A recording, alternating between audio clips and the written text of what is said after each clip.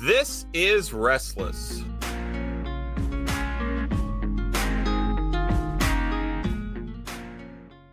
Welcome back to Restless, your home for the postmortem of the Young, Restless, and Reformed, and now the next wave to shape evangelicalism. I am your host, Matt. I have very normal opinions, as Pastor Michael and I just discussed in a Patreon episode. Pastor Michael, also a very normal person. Just normies, very nuanced. I have my Nuance shirt on, which you can get at therestlesspodcast.com. They are still available, although we've not been good at promoting the website for a long time. We have not. We're bad promoters sometimes. I know how to promote.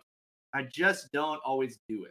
Someday we'll have to get nice looking hats like this. I had a friend get this hat for me. A very good looking hat. That is a cool hat. We should get some cool Restless hats sometime. Maybe when we really rebrand, we can focus on. I'm thinking, yeah, we do a full rebrand and we kind of, put out some limited. I like it. Merch. I'll have to get some of that when we do that. And we can rebrand to Normal Christianity. Normal. That's how we are. Normal Christianity. So this just reminds me. Everyone should vote. Everyone. Inside joke. It is a sacred part of humanity. So shout out to all of you. Today we are pumping air into TGC's tires, knowing they have a competitor now.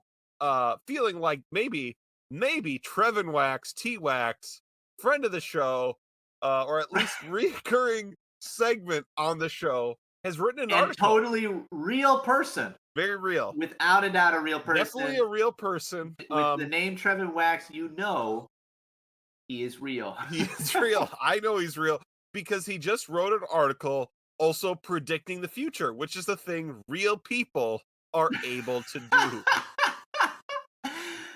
We really do think he's real, by the way. I know we're making it sound like we don't. I think he's a real guy. We certainly do. Definitely. Normal people think he's a normal, real person.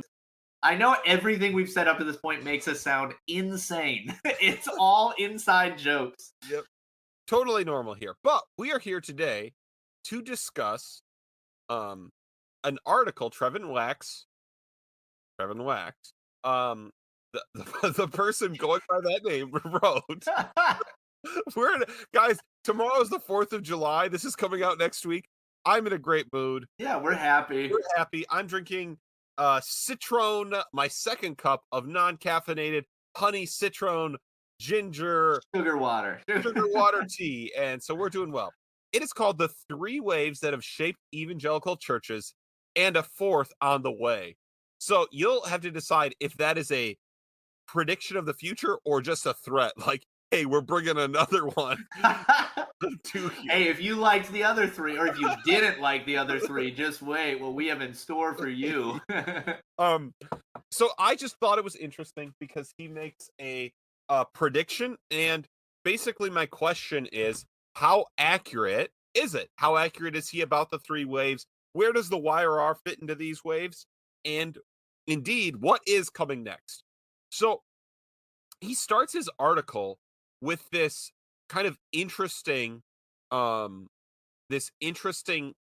observation that if you walk into like a quote unquote, I'm sure these are there, conservative Methodist church, an SBC church, a huge non-denominational church, they all basically look the same.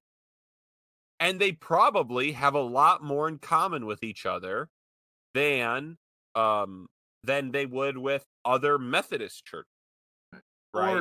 Or did in the past, right? So he starts by talking about the idea that kind of if you go back to even the mid 20th century, you have pretty significant differences among the different denominations. People probably know a little bit of their denominational distinctives. The worship styles were going to be different, and so they were distinct. They were different. Mm-hmm. And he correctly points out that this is related to the fact that this is what basically evangelicalism was. that in light now he doesn't go in all this history, but evangelicalism was the reality that with the main lines going liberal, denying core tenets of the gospel, these people, whether you were in a Lutheran church, obviously, many Baptist denominations, Methodist churches, obviously, we know the Presbyterian churches were heavily involved in this, that all of these people found themselves having things in common with each other that they shared nothing with the people that they were actually denominationally affiliated to. Yeah. And it was things like, wow, isn't it great to finally be in a room with all people who believe in the resurrection of Jesus Christ? And and so that's what evangelicalism is. So what he's reflecting on is evangelicalism exists. And not only that, Pastor Michael, I think what's interesting is evangelicalism became so far in this direction that the ideal evangelical church you wind up at is a quote unquote non-denominational church. Yeah, that was the move away from the denominational structures because, like you're saying, there was kind of an alienation from those structures. Right. And now it's obviously been pointed out in many times in many cases that non-denominationalism really does signify actually some distinctives that we could probably pretty much put in a denomination Right. at this point. And so what he goes through in the rest of this article are these ideas, or these waves, quote unquote, these waves, that influence basically evangelicalism. Right. That What made it what it is today that you could go into all of these churches from different denominations, different backgrounds in different places, and yet they all feel the same, they believe the same, they act the same. so now, Pastor Michael, as a confessional Presbyterian, and a church planner, I'll just say our goal at our small church, not because we are elitist or we are better than everyone else. We have literally said, what will it take for our church not to literally just be the same? Yep. And so we don't view that as a value at all. Yeah. Because in fact, this is the thing that I actually, again, oh man, this is the thing I really want to talk to you in the Patreon about, because I just don't know if it's relevant here. This idea of like, what degree does the actual churches I'm regionally, we'll just say city-wise, connected to, called me to, when, because right, the easy Presbyterian answer, well, they're not in our presbytery. Mhm. Man, all right, so maybe I'll just cut that. But anyways, when we were planting the church, there was no sense in our mind like, does our city need another church that will get up, sing 5 songs, preach a 45-minute, have a kids program, sing 1 song, and sit down and start a small group ministry that's going to study gentle and lowly? And my conclusion, maybe, right? Because it's always better for there to be more churches, but I would just literally be doing what, like, I could go get a job at a church in my town doing those things today. Yeah. And so we very specifically said, no, we are like actually going to lean in to the distinctives. We believe as part of our missionary endeavor in planting churches, the Reformed faith is a resource we will Mhm. use along the way. So, but that is not the predominant view here, right? This is answering why then can you go to the Methodist church, the Baptist church, some PCA churches, and just lots of churches of various stripes, and find the same thing. And so he said the first wave that took the church was spirit-filled worship. So Pastor Michael, what does he mean by What he means is the charismatic movement, right? So correct? worship was taken over by, dominated by the charismatic movement. Yeah. That's what he means by spirit filled.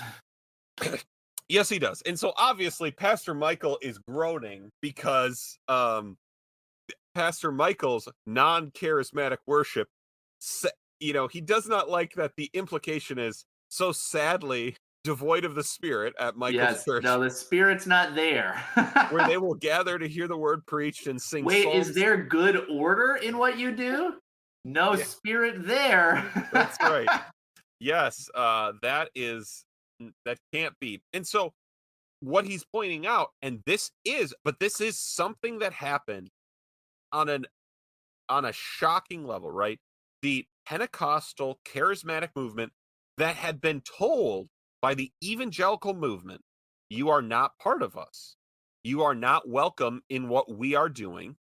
Um, and again, maybe that was a holdover from the existence that had existed since they were all had come from the main line. That ended in, he says in the 60s, I'll accept that. We can start with the Jesus people and all of these things. And he says that basically, and this is true, through worship music, the charismatic movement entered the entire church. Hmm. It was no longer, there are Assemblies of God churches where you find these things, or Pentecostal churches or whatever. There are now charismatic Catholics, charismatic Lutherans, right? Obviously, evangelical churches are full of people that have accepted some form of charismaticism. Wayne Grudem now writes a book defending the charismatic gifts. Sam Storms exists as a human being. Um, Churches everywhere now sing Hillsong from Australia. We've Yep. imported Australian charismatic worship music, a version of it with Jesus culture, singing music from the Bethel School of Witchcraft and Wizardry exists now. Um, so all of this, like, is something that you find everywhere.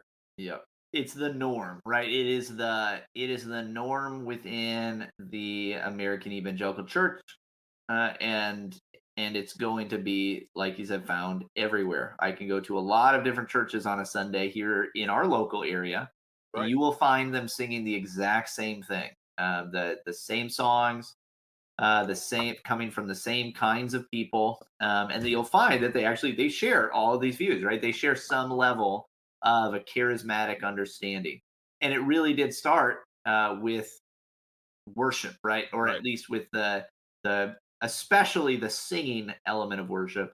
But when that is really what worship was kind of limited to, that really became the driving force behind the rest of it. Right. Right. That today, that the expectation of worship is a closed eyes, spontaneous, like, whether it's raising hands or just various things like that, is a reflection of this influence. Yep. And that no one is surprised at their churches to meet someone there who will tell you, "Oh yeah, I kind of speak in tongues." Right? Is just that is goes on. So Pastor Michael, what do we learn from this wave going through evangelicalism? And is there any good or bad you want to reflect on it? Yeah, I'll first say he is right. That's I a think he's good, right. like, Absolutely. He's he's right very about it. very right about this being one of the major factors in kind of the synthesis of evangelicalism and making it what it is today. Maybe the most important of the ones he shares. I think it's pretty much at the center in a lot of ways, and you Yeah. saw this even in the YRR. A lot of the center was held by charismatic, right? This Right. idea of being a charismatic Calvinist was huge, Yes. because it was just the next step in this kind of progression. Yes. And I think the other thing we learn about it is, right, the kinds of music, the things you do in worship is the kind of Christian you're making. Like what you sing, Yep. right? The old early church statement that the law of prayer is the law of the church, right? This is what the church is going to become. Right? That's why, for example, we can use two different examples. Lutherans, when they go to a non-Lutheran church, a conservative, like these people that have only been in Lutheran churches their whole life, they go, "This isn't really church." Because they're so formed by the liturgy they understand that it's basically in their bones for worship. Yep. And that is why many evangelicals are so attached to their musical style. Yeah. And Right. that And they'll cut right if you don't share the musical style, that is common in most evangelical churches. People will literally say, I mean, they literally do think that is the Spirit, right? Like Right. that, if there is not contemporary charismatic music, then the Spirit is not at work in your church. That is quite literally what they believe. Right. So wave number 2, the seeker sensitive church growth. So he talks about that this came after, and he says maybe the 80s, 90s, which is fine. But the idea that the method for church multiplication was seeker sensitive, providing answers to felt needs, right? He describes the likes of Peter Wagner, who is a man who literally like crafted a strategy to reach the country through creating large mega churches. Obviously famous. The famous examples are people like Rick Warren and Bill Hybels. Um, Yeah, he also includes Andy Stanley, which, by the way, here's a quote from this section where he says that this was an attempt at making church comprehensible and convenient for the lost. Which, yeah, like, that statement just shows you, like, I don't know that we're like going after the same things. right. Now, um, what? So again, I think he is probably right. I think he's probably right about this one. Now, what's interesting about this is when you think about how this interacted with um, the the charismatic movement, right? This is why mega churches don't have speaking in tongues or like miracle services, because while the Well, people music, saying, hey, those things happen, yeah, but they'll ex- never do it. Like it'll right. never be displayed. Whereas in an actual like committed Pentecostal charismatic church, those things feature Right? as They're prominent. prominent in their worship. But what those things are not, no matter how negative or positive they are not convenient and comfortable for non-Christians Yep. to participate in generally. Right. Right. And so that was the limiting principle. That's right. At least there was something. You know, Yeah. like at least there was something. Unfortunately, it was, well, we want to do everything that the world would like. Right. Right. Rick Warren goes and does 1,000 interviews in his city and asks non-Christians, what kind of church would you go to? And And um they said, one that does not talk about the Jesus of the Bible. And he said, okay. so Pastor Michael, it sounds like you aren't real hopeful on the effects of the seeker sensitive movement. Right. Do you No, and agree? again, he is right. Although, like, he's right in that it is a massive, like, this was a massive piece to evangelicalism as a whole. But one of the things he says here, see if I can pull up the quote. At the last paragraph, he says nearly all churches have incorporated the most common practices and improvements associated with the seeker sensitive wave, like clear signage, parking lot or door greeters, coffee in the lobby or fellowship areas, contemporary worship, attractive children's facilities, preaching that connects to life issues, and acknowledgement of newcomers or unchurched people in the worship service. And while maybe some of those became kind of like popularized in a certain way for the seeker sensitive movement, I just don't know that it's quite right. Like, whereas I'm willing to say when he talks about the charismatic movement, yes, like that really did make this happen for this like the worship practices of the church. Mm, I'm not so sure that there's a one-to-one to all of these kinds of practices and the seeker sensitive movement. Not to say that it wasn't maybe like it did happen in part because of the seeker sensitive movement, but the idea that, well, it's the seeker sensitive movement that brought those things into the church at all. I'm mm. not convinced that that's quite right. I Yeah, could be wrong, but I'm not convinced of that. I think what he's moving towards is again, if you think about the architecture of all the old churches in whatever downtown area you Yep. are in. Now think about the architecture Yes. of the mega churches. True. One of those is much more convenient, right? Yeah. For instance, you Wants go to to an make older church, you walk into the narthex, the right, just like the room right before the sanctuary, and it's about two people deep. right. Right, like it's two people deep, and you don't really like you walk in, you have no idea what's going on, and if you walk in the next door, you're in the sanctuary. That's right. You're just And there. And maybe there's a hallway off it that goes another Yep, way, and down there's children's Sunday school and whatever, a fellowship hall, different kinds of things. But it is not like I walk in and there's like a kiosk of like, that's right. "Hi, we're so glad you're here. Yep, Here's a guest bag and a, whatever." That there is a what he's right about is that there is a build, right?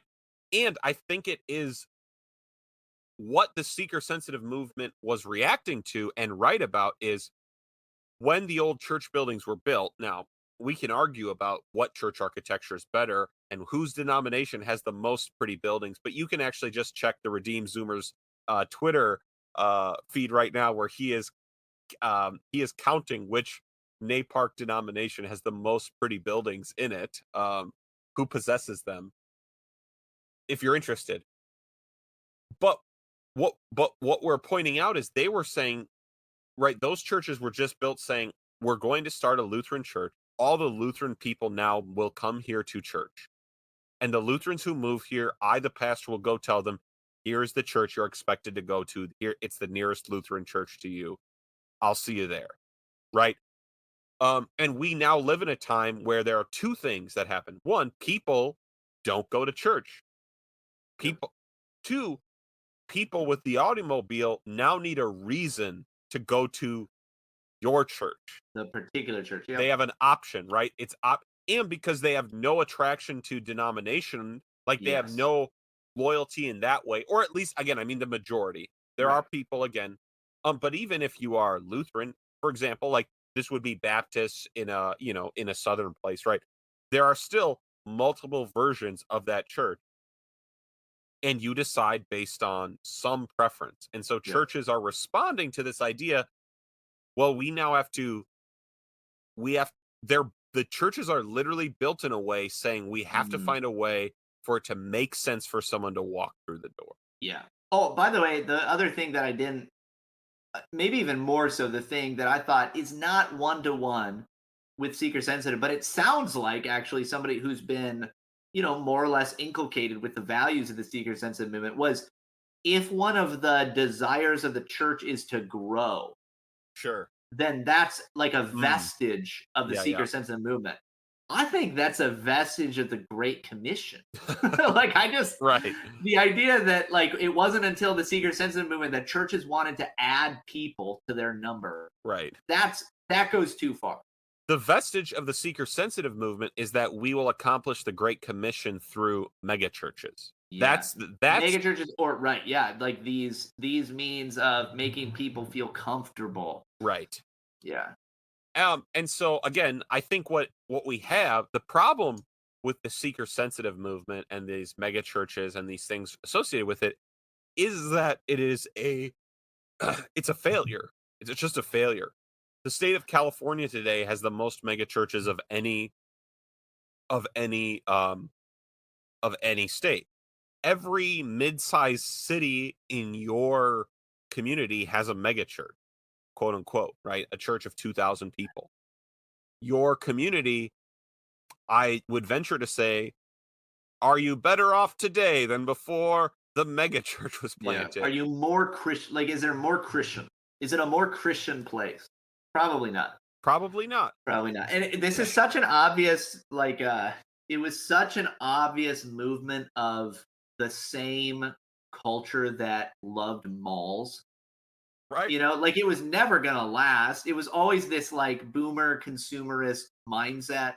But like like malls were like, that was everything. Like, we lived in the mall days, right? Like, we We lived did. when you would go and meet friends at the mall. That it was such a short-lived social phenomenon. But in the moment, it felt like this is never going to end. This is the most, like, this is the way of the future, and it lasted one generation. Right. Yeah.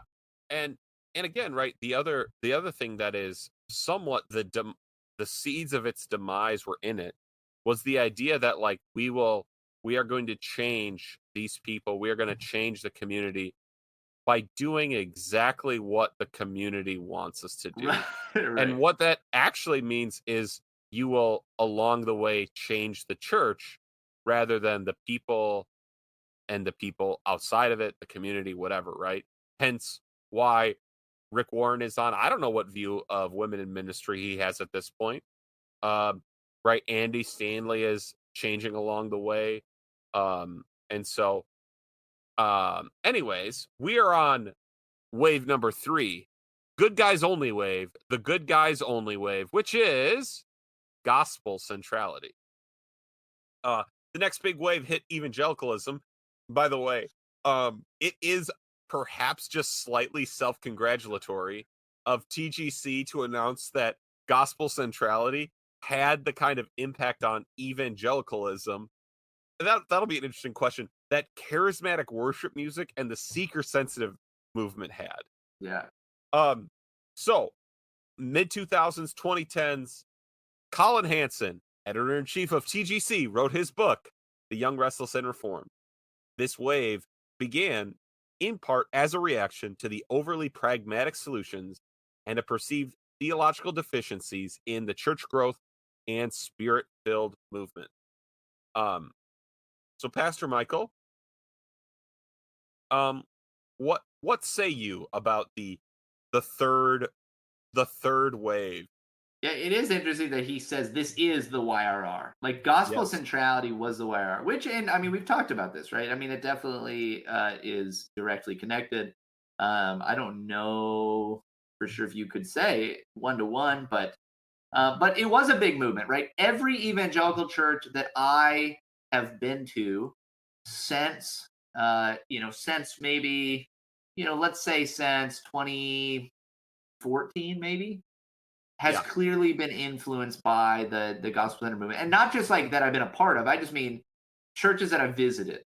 Like they maybe won't call themselves Calvinists, but they definitely love the gospel centered curriculums and things put out by groups like TGC and others. It Mhm. seems like that became a pretty common thing. Whereas when I was growing up, for instance, in the evangelical free church, when I was growing up, I would say seemingly the majority of the church would not have been necessarily friendly to Calvinism, I would don't not have think been so, considered no. similar to like the Reformed, anything. And now it's pretty normative, I think, for most free church pastors to consider themselves somewhat Reformed. It's just normative, and I think that shows at least some of the effect that this kind of a movement had. Yeah, I think that is interesting and likely why I probably will that buy that it is somewhat right.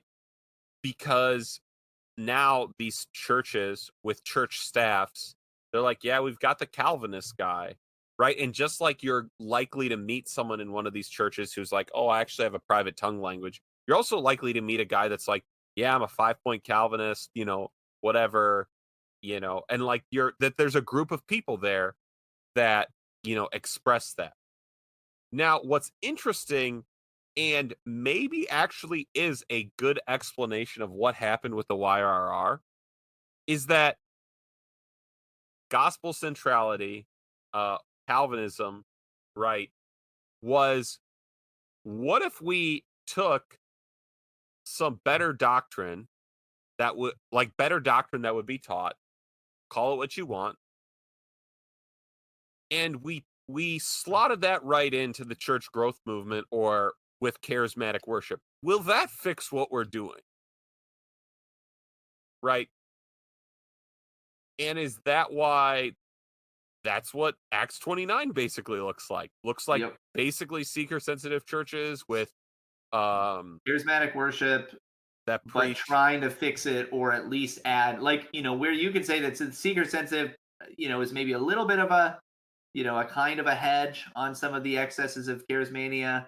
Now you also have, gospel centrality coming in as kind of a hedge on the excesses of seeker sensitivity and charismania. So we are going to do expositional preaching. That is what the difference is. Yeah. Interestingly, so he talks about, see if I pull it up again, but um, he says, talks about this is where you have the people who say, well, I want the gospel, not religion. Mhm. And also, like, are reading the Puritans repackaged or things like that. That's it's it's these kinds of little things that he puts together, um, as like this is what holds this portion, like this wave as it hit. This is how it influenced things. But he doesn't mention, as far as I don't remember anyway, him mentioning expositional preaching, which I Mm, think would be a more like readily available piece. And maybe it's not actual expositional preaching, but at least like this is what we call expositional preaching. right. Well, again, Mark Driscoll, right? That's Yep. what. Right. Right. I'm primarily an expositor. Which is why you can read Genesis 6 and learn all the dating advice That's found right. there. Right. Uh, And so this is where, like, this TGC loves to try to, like, this is the formation of TGC. This isn't just something new, but TGC loves to say, well, here are the trends. Here's what the next trend is going to be, yeah, right? They want to be, in a way, the trend setters. They want to be the ones that are kind of taking the center of what it's going to be. Um, and so he moves them to the fourth wave, that's right. or at least his question of what could be the next wave to hit the church. And so he says, could it be spiritual formation? And now, by the way, what somehow Christian nationalism is mentioned in this article. So I'll read the And page. not all negative. Is Trevin Wax a Christian nationalist apologist? That's what I want to know, TGC. Yeah. So people who spend a lot of time online right now might point to a renewed political focus, whether Christian nationalists on the right or social justice advocates on the left. But the best place to look for the next wave is church-going college students. I Yes, but also I don't know. It's just a weird thing. Was that not what was?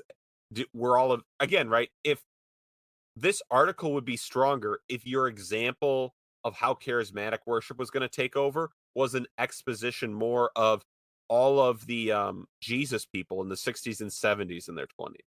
Then how all the Gen X people showed up for mega churches. Hmm. How the young restless and reform was young. That might make this a stronger pull. And maybe I just did it for you. So you're welcome. You can edit the article. No credit needed. Like the way you're saying, like these are just like the fads of a generation. Right. These are the trends of a generation. They ebb and they flow. They change. They none of like some of them have had a little bit of lasting power, but even I mean, we're talking about the last less than 100 years, Right. or maybe 100 years. Like if you really go to the beginnings of like the modern charismatic movement, maybe you're going back to the early 20th century. That's right. Um, like 100 years, that's not a movement, right? Or maybe you'd call it a movement, but that's actually a really short time Right. in the history of the church. Right. It's a fad, right? It's It fun. is a As, fad. um, as I travel around churches and interact with leaders in different denominations, what stands out is a renewed emphasis on spiritual formation, an allegiance to Jesus as Lord of all of life that requires a total reworking of personal habits and spiritual discipline. Now, if you're not, so here's a quote: if you're not holding out a challenging and strenuous moral vision, they're just not going to take you seriously. An African American pastor in Baltimore told me last year about his college students. Not surprisingly, best-selling books now focus on spiritual habits, from Justin Whitmel Early to John Mark Comer. When surveying reading habits of his college students, Professor Brad East said, "It's Mark Comer's world, John Mark Comer's world, and we're all living in it." This shows you how disconnected I am. I have no idea who this is. I've heard this name before. Can you look it up? I'm I'm going to look going it to, up too. yeah, and that might be. Everybody who's listening is probably like, you haven't heard of this guy? I know. Uh, so apparently, we have a lot of college students at our church, and apparently I should just be asking them and they would all tell me who Right. this is. But I don't know. Anyways, um, so Pastor Michael, while you look this up, I um oh, by the way, here's his website. I was trying to find his book, and it's just a picture of says, "Hello, my name is Mark Comer. I make things with words." So Oh boy, I already don't like him. I kind of knew you weren't going to when I All read that. right, here's a list here's a list of some of his books. The Ruthless Elimination of Hurry. How to Stay Mm, Emotionally Healthy and Spiritually Alive in the Chaos of the modern world. Garden City, work, rest, and the art of being human. Live No Lies. Hey, I just heard of that book somewhere. Recognize and resist the three enemies that sabotage your peace. Renovation of the heart, putting the character of Christ, God has a name. Loveology, God, love, marriage, sex, and the never-ending story of male and female. Practicing the way, be with Jesus, become like him, do as he did. My name is Hope. Anxiety, depression, a life after melancholy. How to hear God, and searching for enough. That is a lot of books. That's a lot of books. And now this is the like Brave AI as it like pulls together some of the top search results. So I hope that that's all real. He does look familiar when I see pictures of him. Yeah. But honestly, he just looks like Trevin Wax. Like, you know, or like he kind of looks like a lot of these guys. Anyway. Yeah, so he is a classic. He is a New York Times best-selling author. So now he's from Portland. And Great. founder and teacher of Practicing the Way. The church, that, by the way, that is the church name. The church name is Practicing the Way in That's the name of the church Bridgetown. in Portland? Yes. Great. Practicing the Way. Great. And he is working out discipleship to Jesus in a post-Christian West. That's what it says he's doing. So there's one thing about this that makes sense. But let me tell you this. I have a little birdie who is a bit in on, like, we'll just say, like, it's not the kind of church planting I'm doing. It's the kind that's like got the real money and is going to be real big. Right. And we were having a really good conversation. This is a while ago. I don't know if he listens to anything we do. I just hope I hope I get to have another conversation with him again, if he hears this. And he said, like, what you and I are doing is not too different, which felt strange to me because it felt admittedly fairly different. But he said, like, we're both going to have this focus on spiritual formation, right? So when I described, like, what we're doing, on the Sabbath and the Lord's Day and all those things, the grid that for him it fit into was what his church plant was going to call this focus they were going to have on spiritual formation. And it is a church plant geared at people in college and just out of it. And so when I read this article, that is what I thought of immediately, that this person who actually, unlike you and I, who are like, who's this guy who's a New York Times bestseller, who's actually, like, in this environment enough to actually know, or we could even say have skin in the game of this environment, use this exact kind of terminology. Here's what's weird to me about thinking about spiritual formation as like the next trend. Isn't this old hat? Right. I mean, we already had Dallas Willard. Right. Dude, Dallas Willard was all the rage when I was in seminary. Like, everybody loved Dallas Willard. Everybody wanted us to read Dallas Willard. That's all, like, that's old business as far as I'm concerned. Like, that's something that I feel like we've already had. It doesn't sound new. Now, what's interesting to me is he points out, he's like, he's trying to talk about, well, why would this be? Why would this spiritual formation and applying, morals to every area of life? Why would this, be necessary? Or why is this the next movement? But he's just talked about the gospel-centered movement and how, it talked about, this idea that, well, we're for the gospel, not religion. Right. In other words, like, it was a fully Gnostic movement. Like, it was a movement that said, like, spirituality is taken up in, like, ideas in the head, and practices don't really come into it. Yeah. How you live doesn't really come into it. It, like, of course, they'd always say it matters. Works always come with faith. Right. But, like, the actual religion, right? How you live before the face of God, that was never really never really something you would talk about. It wasn't really a focus. Right. Um, The energy, we'll put it this way, the energy was but in learning and defending the 5 points of Calvinism and going, "Oh, man, I gotta also, like, start getting this area of my morality under check, man." Like, right, but all the energy was on the, as you're saying, this intellectual, these certain truths, this, that kind of a thing. and even like the idea, we've talked about gospel centered preaching, how every sermon is just justification by faith, Right. and how that actually deforms you over time, because not because it's not central, because it is, like, that's great. I love that. But because it takes passages where, for instance, the apostle says, "Do this," right? Inspired by the Holy Spirit, he says, "Hey, here are things that you should do, Right. things you should live out, practices that you should embody." And then the sermon would be, "You can never do this. Trust in Jesus." Right. Jesus did it better because you Yeah, didn't. right. Like, there's no, like, in other words, there is no moral formation that came out of the gospel centered movement, at least not consistently. You Right. still had it, because obviously a lot of our gospel centered brothers and sisters are true brothers and sisters, right? Like, Right. they're true believers, and so the Holy Spirit was still sanctifying them. I just think it's funny to think, like, okay, TGC is the gospel centered movement, right? As Right. far as like Trevin Wax's writing, it is the young, restless, and reformed. And he's like, and we thought religion was bad, and now everybody's interested in spiritual formation. Yeah, well, And he says at the end, he's cheering this on, right? So this is yep. not only and maybe this also is a sign of what TGC thinks it can pivot to.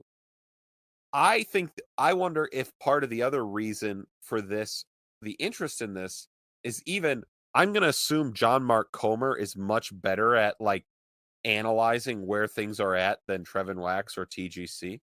When he mentions the post-Christian West, the real question, the reason the gospel-centered movement, well, the thing people really need to understand is, is the gospel's justification by faith is not false, but it is no longer a thing that any, like,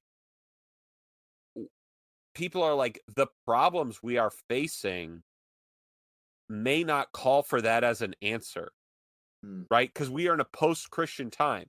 So it's no longer, we just need to get everyone back on board with the gospel. These people don't believe it or want to hear it. And so that the right, you can see this with Christian nationalism or whatever these things are. All of these are responding, even social justice. All of these are responding to the fact that, like, we are now in a time where there is going to be um push against Christianity. And so, right, if Trevin Wax is right, and the attraction to this is, I want something that says, I'm going to declare Jesus as my Lord in every area of life. That's because right now people are saying, don't declare Jesus as Lord in every. That's not a thing that. That's the thing that sets you apart now, Mm. right? No longer these doctrines. Just like, right, this idea of Christian nationalism, that there is a desire for these things to apply to that area, right? All of these different things are feeling the pain of, now secularism is in charge, and post it, we can pretty clearly say it's post-Christian. So obviously, just like malls, you can kiss mega churches goodbye if that thesis is right. Mega churches are going to go goodbye. Um, emotional worship will work for a while, but that's going to be goodbye. And and these ideas, right? Like, you will be welcome to continue to discuss your ideas if that's all they are, right? Mm. And so it's interesting. So I think TGC and at least Trevin Wax is picking the thing they want to be the thing that is like, oh, the new thing we all get to talk Yeah. about. Well, and even the fact that they're like, he's trying to like walk these different poles, Right. also mean that, like, they're trying to do the same thing again. Like, here's the center, and you Right. see these different elements that are kind of at the far edges of what we're talking about. I'm surprised he even mentions Christian nationalism without like scoffing at it. That's interesting to me. It sounds like some of the things he's talking about is basically probably just like social gospel. Right. Like that's probably some of it. Anything that is Dallas Willard's work on discipleship combined with an A.W. Tozer tinged evangelical mysticism just gives me the heebie-jeebies. Like, especially here, that drives me crazy. That like, Also, everybody's did probably that heard my before. Tozer rant, but like Tozer was horrible to his family, and so to like take him as a model of like personal spiritual formation drives me nuts. But of course, that is like the center of a lot of the evangelical understanding of spiritual formation was like, personal practices Right. that don't necessarily like they're not covenantal. They're not informed by the law of God. They are informed by charismatic worship and senses of what it means to be spirit filled, and potentially some of these other pieces of seeker sensitive, like doing things that like other people like or look good in Right. some way, that draw other people to you, as well as they're not talking about praying in a way like Daniel did to get thrown in the lion's den. They're talking about practices that might be aesthetically pleasing to those outside of the faith. And then you have that last element of gospel centrality, which, like we've said, is really just a kind of Gnosticism that puts spirituality as a disembodied reality. And if you add those three things together and you make this the fourth wave, connected to all of those, I don't see it going well. Right. And because again, what it is it's a pure personalism. Yes. It's just once again, right? Well, because the only thing inside, right, Christianity in the end, because every Christian around me, we're in a post-Christian time, is once again, the answer is if it was my worship experience, what I want in church, what I'm thinking, and now it's just the practices I'm doing. To close here, I will just mention that if you search spiritual formation on the TGC website, you get 2,507 results. And the first page is dozens of articles with the words spiritual formation in the title. You've got one by Mike Cosper right at the top if you are so interested in learning more about it. And so I do think this is likely a work of advocacy as much as anything else. Mm. And that is why it is interesting. So,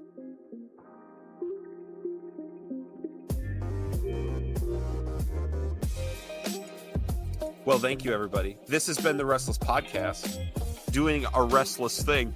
Pastor Michael, probably some of the things we talked about at the beginning, I will cut because it was probably too long. I'll send that to the patrons. But I hope you enjoyed this podcast. Maybe it'll all be there. 5 stars only. As part of your formation as a good podcast listener, leave us a review. Restless appreciates it. Shout out to everybody. This podcast is a comfortable place for you to land.